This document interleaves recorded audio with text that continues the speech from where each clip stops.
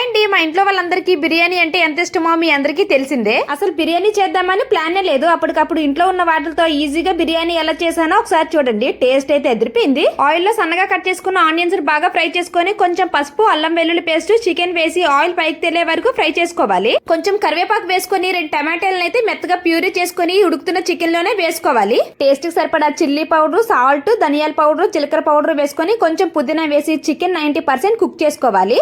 Chicken లో water ఏమి add చేయకపోయినా సరే చికెన్ అయితే 90% బాగా కుక్ అయ్యింది. 90% కుక్ చేసుకున్న బాస్మతి రైస్ ని చికెన్ పైన లేయర్స్ లా వేసుకొని కొంచెం ఫ్రైడ్ ఆనియన్స్, కొత్తిమీర, పుదీనా, కొద్దిగా నెయ్యి వేసుకొని పైన బిర్యానీ మసాలా చల్లుకున్నాను. మూత పెట్టి 10 నిమిషాలు అయితే దమ్ చేసుకోవాలి. అంతేనండి, చాలా సింపుల్ గా అనుకోకుండా చేసిన సరే రెస్టారెంట్ లో తిన్న ఫీలింగ్ అయితే వచ్చిందనమాట. టేస్ట్ అయితే అదిరిపోయింది. చికెన్ కూడా చాలా పర్ఫెక్ట్ గా ఉడికింది. ఎవరైనా ఫ్రై పీస్ బిర్యానీ ఇష్టపడే వాళ్ళు ఉంటే మాత్రం ఖచ్చితంగా ఇది ట్రై చేయండి. మేము ఈ బిర్యానీ తినే లోపు వీడియో నచ్చితే లైక్ చేసి సబ్స్క్రైబ్ చేయడం మాత్రం మర్చిపోకండి.